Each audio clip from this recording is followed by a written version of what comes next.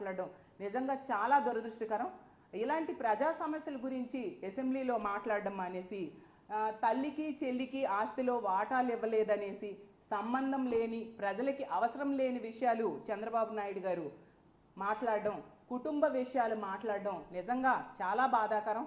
దీన్ని నేను తీవ్రంగా ఖండిస్తూ ఉన్నాను. గౌరవ ముఖ్యమంత్రి గారైన చంద్రబాబు నాయుడు గారికి నేను ఒకటే అడుగుతున్నాను, మరి మీరు మీ ఆస్తిలో మీ చెల్లెలకి ఎంత ఇచ్చారు, మీ తమ్ముళ్ళకి ఎంత ఇచ్చారు, అలాగే మీరు అధికారికంగా వేల కోట్ల రూపాయల ఆస్తులు చూపించారే అందులో ఎన్ని కోట్లు మీ చెల్లెళ్ళకి తమ్ముడికి ఇచ్చారు?